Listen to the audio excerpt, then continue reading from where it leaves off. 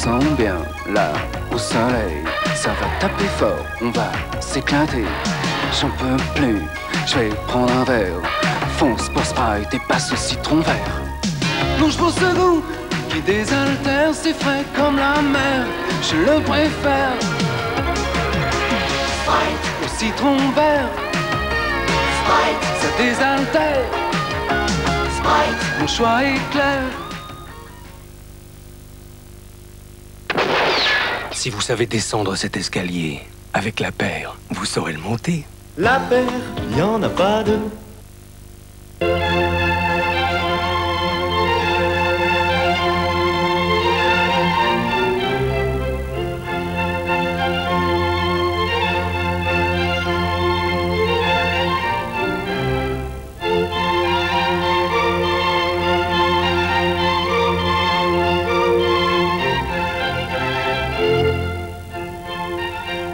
Un parfum plein d'élan.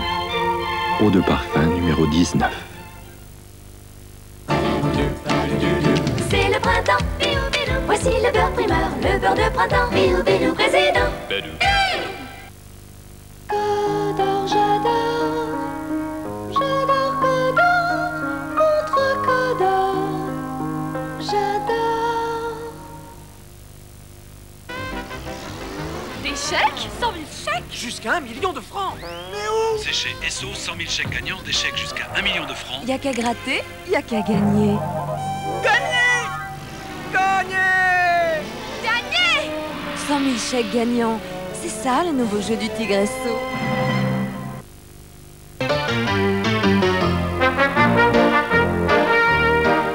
Jean-Claude Jézéquel, la mode telle quelle. Qu'est-ce que vous préférez dans la barre Jump? Le miel tout blond? Les céréales croustillantes? Ou les fruits savoureux? Dans Jump, j'aime tout. Jump, un choix de barre au miel, aux céréales, aux fruits et maintenant au chocolat. Jump, il a tout bon. Pensez à l'huile lubrifiant 3 en 1 et oubliez tous vos problèmes. Ça coince, 3 en 1 décoince. Ça rouille, 3 en 1 dérouille. Ça grippe, 3 en 1 dégrippe. 3 en 1 et ça marche. 3 fois efficace, l'huile 3 en 1 décoince, dérouille, dégrippe.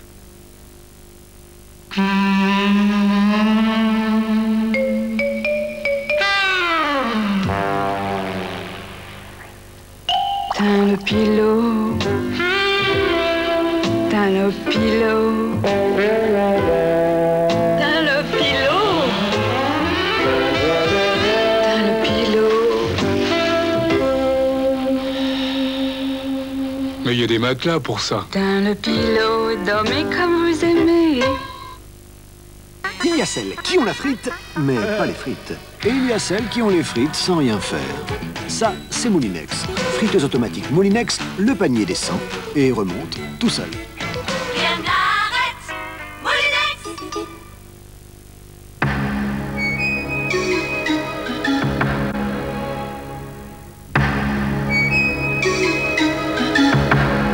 Présidentielle 88, deuxième tour. Votre rendez-vous, dimanche 8 mai, sur la 3, antenne 19h50. Avec une rédaction commune, FR3 RMC, une équipe de 150 journalistes et techniciens dans tous les points stratégiques à Paris et en région. Estimation de l'IFRES, photographie des reports de voix, analyse, débat, reportage, priorité au direct. 8 mai, 20h pile. Vous saurez qui est président de la République. À dimanche sur la 3.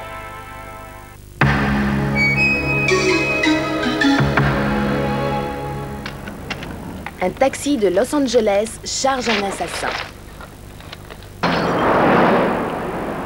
Pourquoi vous avez fait ça? Et c'est vous qui avez fait ça. Et maintenant, vous allez... Restez là. Laissez-le venir. Fuite dans la nuit, une course contre la mort avec David Janssen, dimanche 21h30 sur la 3.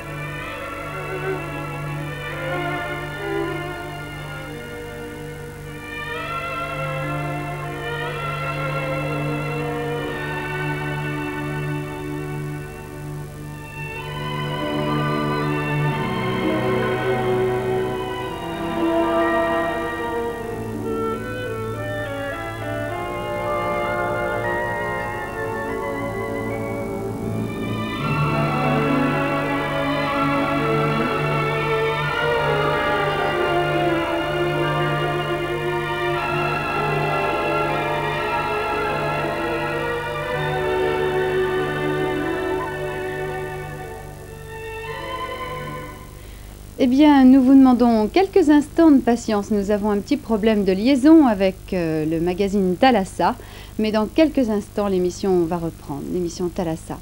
Restez bien avec nous.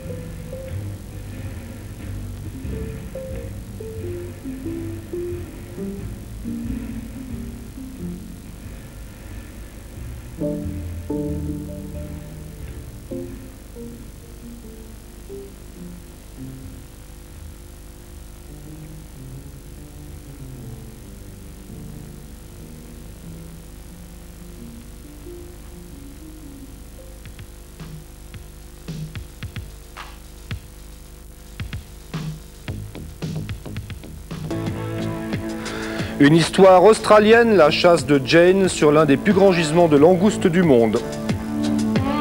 Départ de la Sea Star dans un mois, les petites nouvelles d'une très grande course.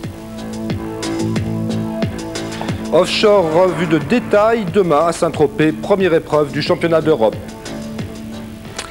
Bonsoir, et pour nous faire pardonner ces quelques minutes de retard, nous allons vous donner un avant-goût des plages de rêve que vous découvrirez peut-être cet été. Thalassa vous entraîne ce soir sur un archipel de l'océan Indien, les îles Abrolhos. Des îles de rêve, des eaux transparentes, en fait un petit paradis terrestre qui aurait pu sombrer dans l'oubli. Seulement voilà, sur la côte ouest de l'Australie, les îles Abrolhos sont l'un des plus grands gisements de langoustes du monde. Une femme, Jane Linden, a choisi le métier de son père et 3 mois et demi par an, elle pêche la langouste. Voici Jane, pêcheur de langoustes, un reportage de Jean Loiseau et Michel Decouste.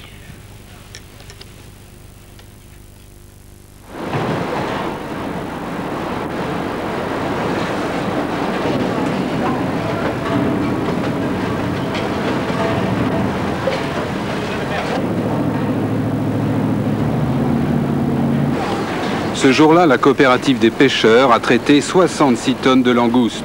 Il y a 5 coopératives comme celle-ci à Geraldton, une petite ville perdue sur la côte ouest australienne face à l'océan Indien. Les langoustes sont exportées vers les États-Unis et le Japon. On dit que cette année la saison sera bonne. On l'appelle ici la saison des îles.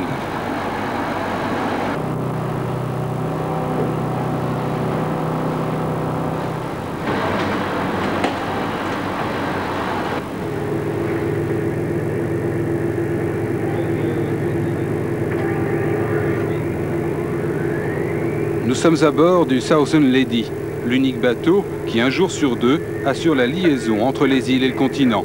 Au départ de Geraldton, cap plein ouest, vers le large. Notre destination, l'archipel des Abrolhos. Approximately 1 hour from there. It's about 32 miles from the mainland to our destination.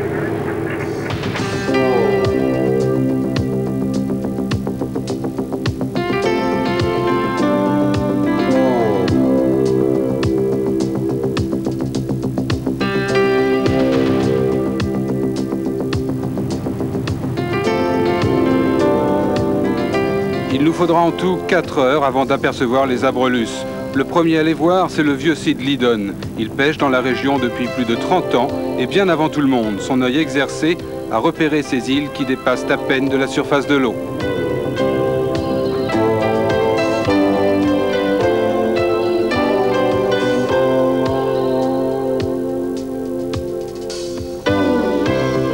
Pour 99% des Australiens, l'archipel des Abrolhos est encore un mythe. Car les touristes n'ont pas le droit de venir ici. Un groupe de 12 îles coralliennes, le terrain de chasse de 200 pêcheurs qui habitent dans des cabanes 5 mois par an, le temps de la saison. Ici, vous ne trouverez ni boutique, ni pub, ni camping, ni voiture, pas d'électricité, l'eau tombe du ciel et la nourriture arrive par bateau. Nous sommes loin, très loin de la civilisation, mais nous sommes aussi sur l'un des plus grands gisements de langoustes du monde.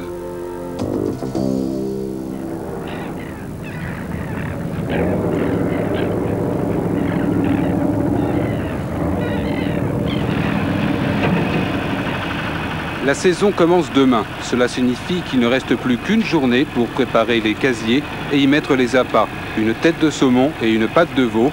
Il faut aussi vérifier l'avitaillement du bateau, le fuel, les boots et le matériel de rechange.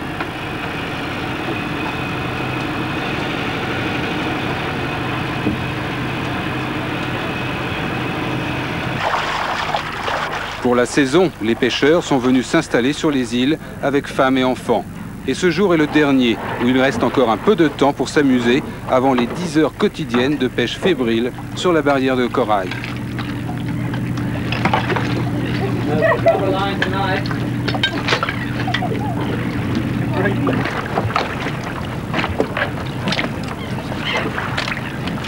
Bye.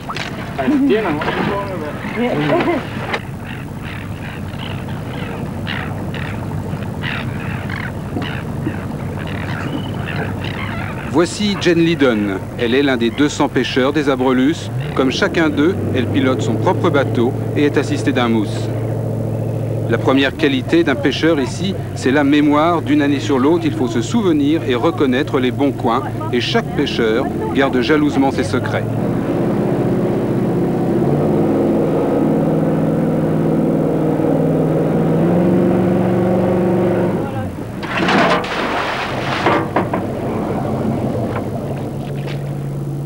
On connaît encore peu de choses du comportement des langoustes et les bons spots peuvent changer en fonction des conditions de temps et de mer.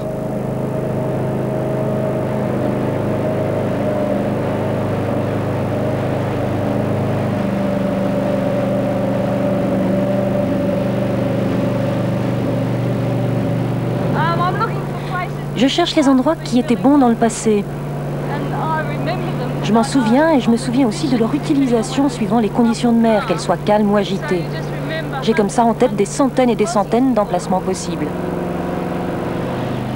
Étrange destin qui a fait de Jen aujourd'hui la seule femme skipper et pêcheur de l'Australie occidentale. En fait, une histoire de famille. Le père de Jen, c'est lui, le vieux Sidney Lidon. Même s'il ne pêche plus aujourd'hui, à chaque saison, il revient s'installer dans les îles. Il est encore celui qui connaît le mieux l'archipel.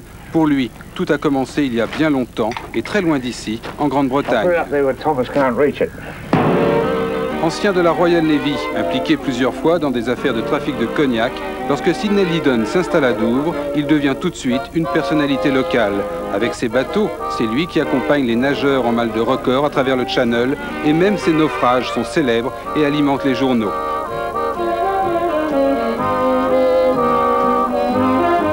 Mais après le mariage viennent les enfants. Sidney Lidon pense que le climat britannique n'est pas un climat pour eux et il emmène la famille au grand complet, tout simplement en Australie. En arrivant, il fait tout de suite fortune en reconstruisant les bateaux de pêche de Geraldton, mis en pièces par un cyclone. Il sait qu'à quelques milles au large, les Abrelus cachent un fabuleux trésor. Il achète son premier langoustier et amène sa famille sur ces îles sauvages. Nous sommes en 1956. Pas d'électricité, pas de télévision. On avait une radio, c'est tout.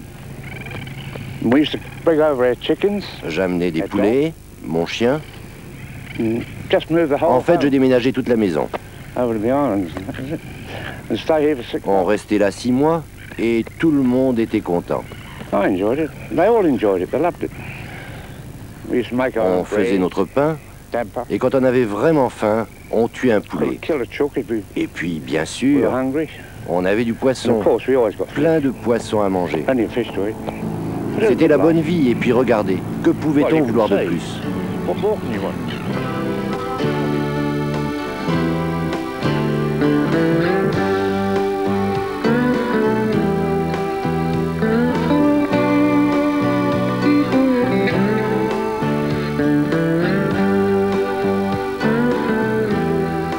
Naviguer parmi ces îles n'est pas une mince affaire, les récifs de coraux partout sont à fleur d'eau. Il faut connaître les passes, savoir naviguer dans 20 cm d'eau grâce à la vitesse et à des bateaux spécialement conçus, à fond plat et sans hélice.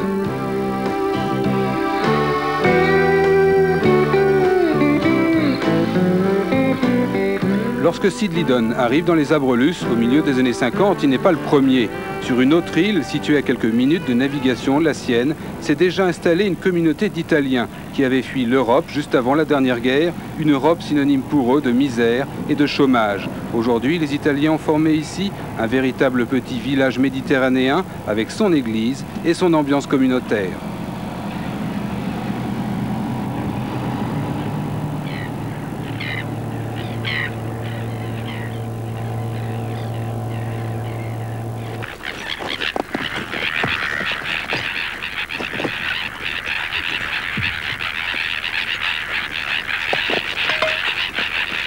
L'île aux oiseaux, une île inhabitée. Lorsque Jane est arrivée aux Abrelus, elle avait 5 ans. Cet endroit était pour elle un merveilleux terrain de jeu que la petite Anglaise n'aurait jamais osé imaginer. Quand on était petit, on avait l'habitude de venir ici ramasser des œufs. Mon père aimait les manger avec du bacon. On choisissait les œufs qui étaient froids, car on savait que la mer ne les couvait pas. Et puis on faisait le tour de l'île pour chercher des crabes, car on s'en servait de crabes pour attraper les poissons. Et quand la mer était très basse, on allait là-bas, sur la barrière de corail. On utilisait des passages de terre pour aller d'une île à l'autre.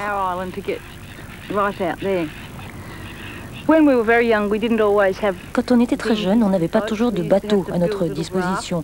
Alors on construisait de petits radeaux et différents engins flottants. On faisait de grandes traversées d'une île à l'autre.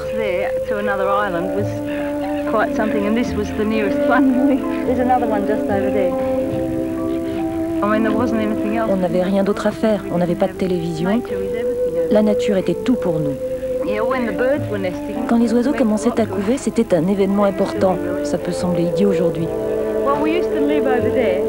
On habitait là-bas et parfois on traversait à la nage d'une jetée à l'autre. C'était vraiment tout notre monde. Et donc chaque endroit avait une signification bien particulière pour nous. Bon, je vais porter cet œuf à mon père.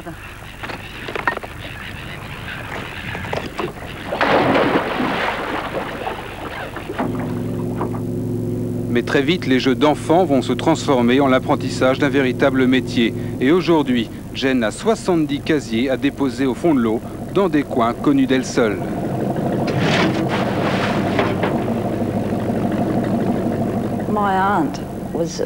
Ma tante a sans doute été la première femme pêcheur. Quand j'étais petite, j'ai travaillé avec elle et avec mon père comme mousse. Et aussi sur mon bateau, avec mes petits casiers, je les fabriquais moi-même. Ce n'était qu'un jeu, je mettais mes casiers près des récifs, juste pour m'amuser. La première fois que j'ai travaillé sérieusement comme mousse, j'avais 12 ans. Et c'était avec ma tante. J'ai eu le mal de mer et c'était une sorte de torture, vraiment. La mer était très grosse. Et quand on n'a que 12 ans, je pense que les choses physiques sont beaucoup plus difficiles à supporter. Mais c'est toujours bon quand on rentre à la maison avec la satisfaction d'avoir travaillé dur.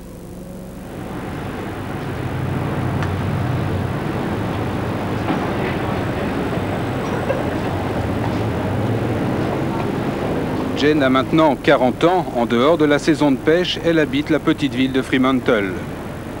Avant de prendre la suite de son père et devenir patron d'un langoustier, elle va suivre un itinéraire finalement classique pour sa génération. Voyage dans le monde entier, études artistiques poussées, 3 années d'enseignement de l'art aux enfants.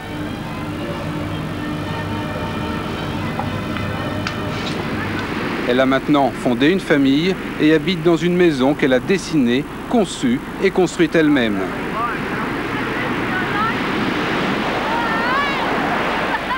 Mais tout cela n'est possible que grâce à la langouste. En 5 mois de travail par an, elle gagne de quoi faire vivre sa famille toute l'année.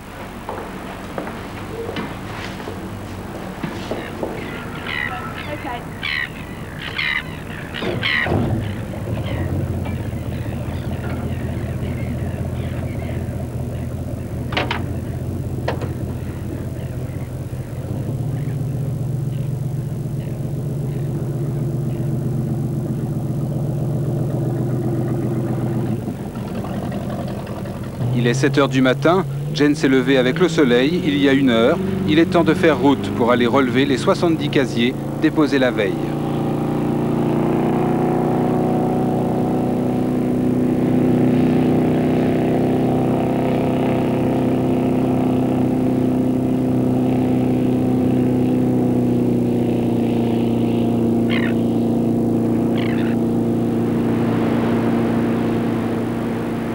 Les abrelus sont protégés du large par une immense barrière de corail, un piège pour les navigateurs, mais le terrain de prédilection des langoustes. C'est donc ici qu'il faut aller les chercher.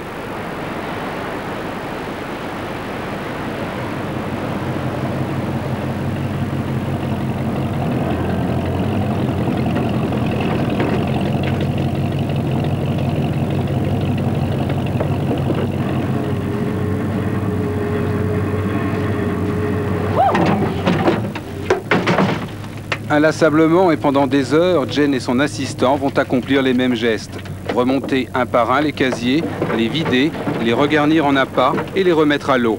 Un travail long, fastidieux et qui peut être dangereux aux abords de la barrière de corail lorsque la mer se lève.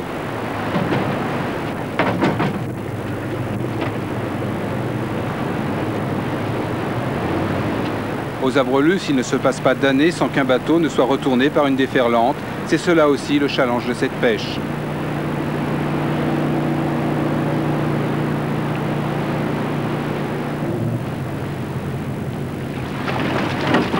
Mais la récompense est là. La coopérative de Geraldton rachète la langouste environ 20 $ le kilo, 100 francs. Alors, la langouste est si abondante ici que le fond de la mer est un tapis de dollars.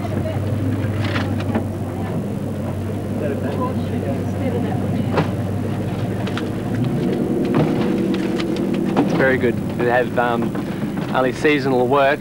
It's only for part of the year, but the money is really good when we are working.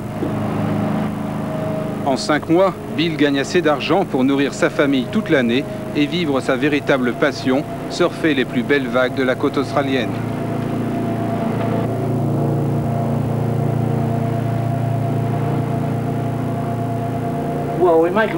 On gagne beaucoup d'argent dans la pêche à la langouste. Ça c'est sûr, on gagne beaucoup d'argent. J'en gagne pas autant qu'avant puisque je ne travaille plus moi-même sur mon bateau.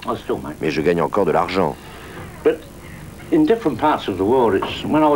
Quand je pêchais en Angleterre, c'était très dur de faire de l'argent. Mais ici, après tout, la pêche, c'est surtout un mode de vie.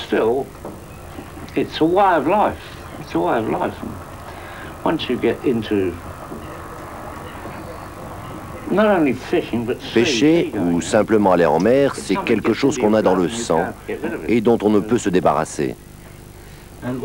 Et qu'est-ce que vous faites avec votre argent? J'en ai investi une partie. J'en ai perdu dans le krach boursier, mais surtout je voyage. Quel genre de voyage?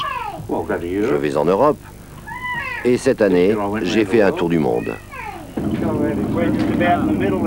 À 75 ans, Sid Lidon continue à aller sur la barrière de corail pour aider sa petite tribu à placer les casiers, à réparer un moteur ou à faire face à un soudain changement de temps. Bien qu'il soit multimillionnaire, il n'a pas encore envisagé de prendre sa retraite. L'abondance des langoustes ici s'explique aussi par une politique exemplaire. Le ministère des Pêches australien ne cesse de réduire la durée de la saison et le nombre de licences. Il rachète au prix fort celles qui sont à vendre.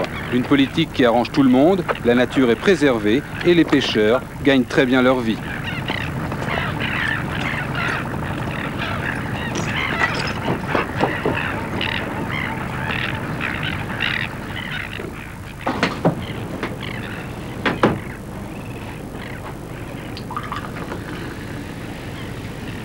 Après sa journée de pêche, Jane rentre sur l'île qu'elle a choisi d'habiter. Comme tous les possesseurs d'une licence de pêche, et seulement comme eux, elle a eu le droit d'y édifier une cabane qui va l'abriter le temps de la saison.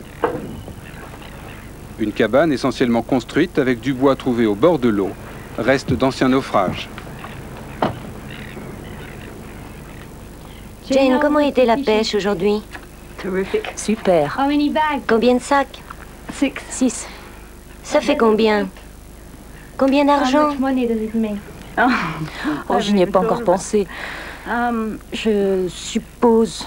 Je ne connais pas encore les cours, mais je pense que ça fait à peu près $800 le sac.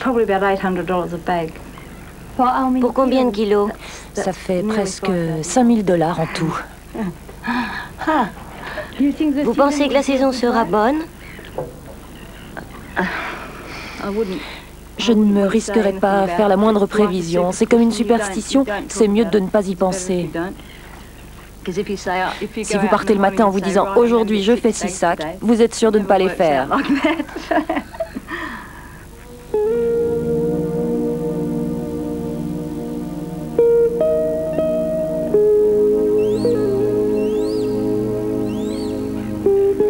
Jane a choisi de s'installer sur une île déserte.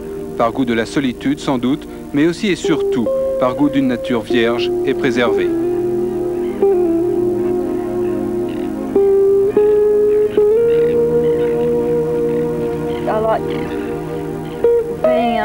J'aime pouvoir regarder toute mon île et en faire le tour à pied.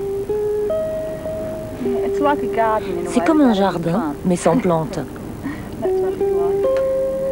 avec des animaux à la place. C'est très bruyant, mis à part quelques nuits calmes. Les oiseaux font tellement de bruit ici.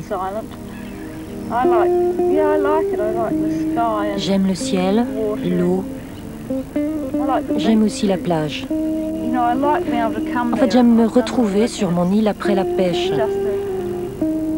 C'est un vrai plaisir de revenir ici, plutôt que d'être toujours environné par mon travail. J'aime cette sensation.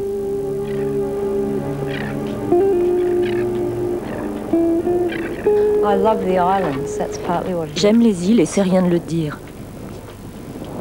Elles me rendent heureuse, pleinement.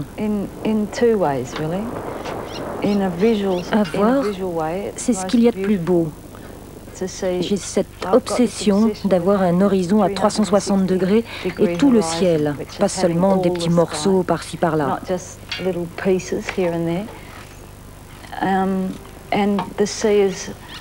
Et la mer est tellement changeante. Elle n'est jamais la même d'un jour à l'autre. Les couleurs sont complètement différentes selon le ciel, le vent, la marée. J'ai un besoin physique de ça.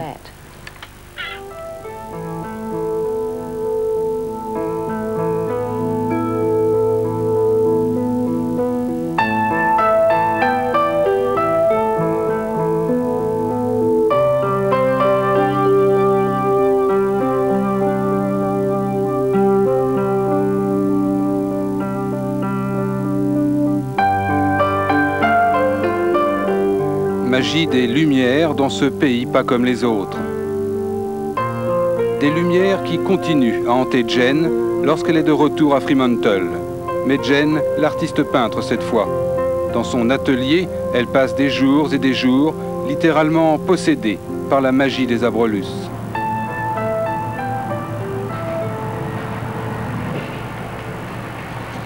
It's like I said about being so changeable. La lumière et l'eau sont toujours différentes. Ça me prendra peut-être beaucoup de temps avant que je puisse vraiment les capturer, mais j'y arriverai.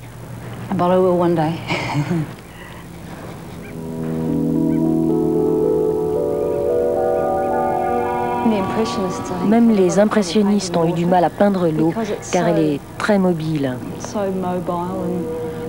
L'eau et la lumière, c'est vraiment ce que j'aime.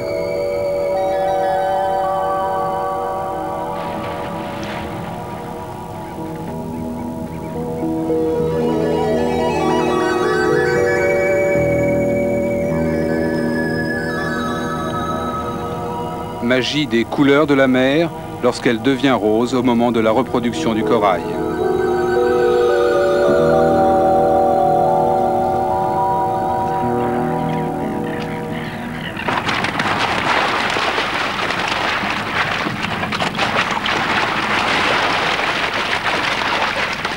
Tout à l'heure, les langoustes seront embarquées à bord du Southern Lady, le bateau qui, un jour sur deux, assure la liaison avec le continent.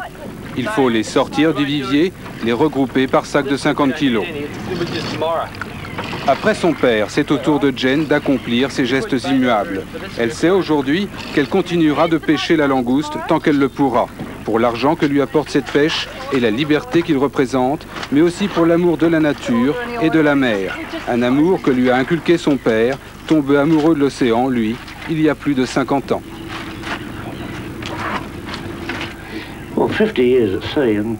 50 années de mer, et je suis toujours là. Plus par chance que par discernement. J'ai eu de la chance de survivre. Je ne pourrais jamais habiter à l'intérieur des terres. Je ne pourrais pas vivre loin de la mer. Il faut que je sois près d'elle, sinon je dépérirai et je mourrai.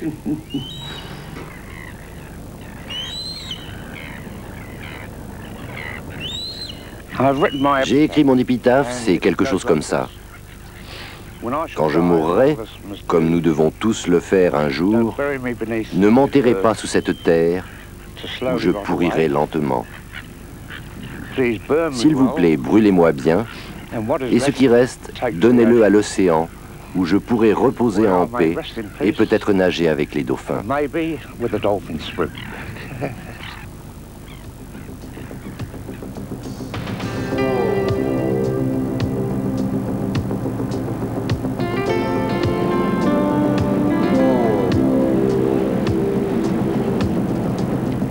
6 heures du soir, la fin d'une journée de travail.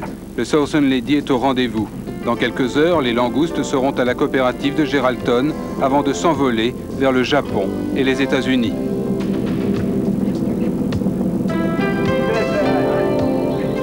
La saison commence seulement, mais superstitieux ou non, chacun a déjà le pressentiment que cette année encore, elle sera très bonne.